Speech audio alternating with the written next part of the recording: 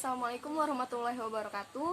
Kembali lagi di YouTube channel saya, Reka Febriana Kudus dari kelas 6 SIP 3. Nah, di video kali ini teori yang akan saya bawakan adalah teori perilaku konsumen. Perilaku konsumen udah tidak asing lagi ya buat kita karena kita juga sebagai konsumen. Nah, perilaku konsumen ini adalah kemampuan seorang individu atau kelompok ataupun organisasi dalam membeli atau memilih suatu produk yang bertujuan untuk memberikan kepuasan atau kepuasan dan memenuhi keinginan mereka. Nah, di dalam perilaku konsumen ini ada 4 faktor yang mempengaruhinya, yaitu yang pertama faktor budaya. Nah, yang pertama faktor budaya ini dimana misalnya kita sebagai konsumen yang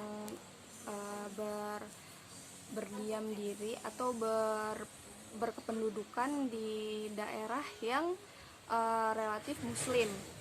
Nah, otomatis kebutuhan kita sebagai konsumen adalah membeli kerudung, mukena, peci atau sarung. Nah, selanjutnya yang kedua yaitu perilaku faktor sosial. Faktor sosial di sini yaitu sebagai manusia, sebagai makhluk sosial pasti ada pengaruhnya mengenai apa yang kita ingin beli. Misalnya kita mempunyai teman. Nah, teman kita itu membeli buku yang ternyata isinya bagus saat kita lihat.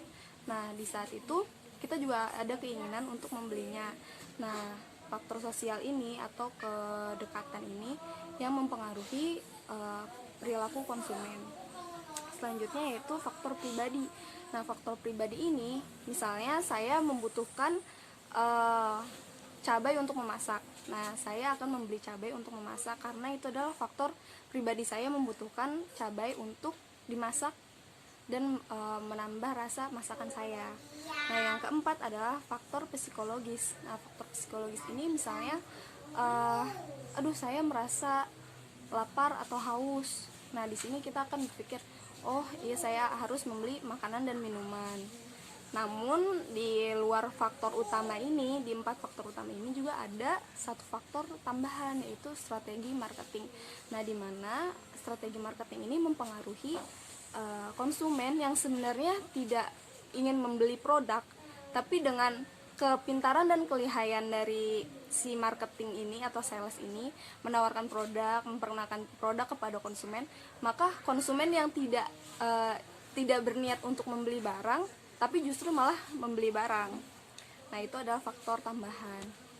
Selanjutnya itu perilaku konsumsi konsumen itu ada 2, yaitu perilaku yang rasional dan perilaku irasional. Nah, perilaku rasional ini adalah perilaku yang wajar. Perilaku yang wajar ini seperti apa sih? Nah, perilaku yang wajar ini misalnya di saat kita merasa butuh suatu barang, nah maka kita akan memprioritaskan untuk membeli barang tersebut. Dan ditimbang apakah barang itu memiliki mutu yang baik, dapat memenuhi keinginan kita, dan bertahan lama. Tapi kalau untuk perilaku konsumen yang lebih ke irasional, yaitu yang tidak wajar, yaitu konsumen yang membeli barang karena gengsi, karena lagi trending, tapi bukan karena kebutuhannya. Nah, hal ini malah bisa membuat kita jatuh kepada orang-orang konsumtif. Nah, selanjutnya pendekatan perilaku konsumen dalam kepuasan. Nah, di dalam pendekatan kepuasan ini konsumen dibagi menjadi 2, yaitu kardinal, kepuasan yang dihitung dengan quantity. Misalnya saya merasa puas jika saya membeli baju dalam jumlah yang banyak, tidak mementingkan apakah baju itu nyaman di saya atau tidak, yang penting banyak.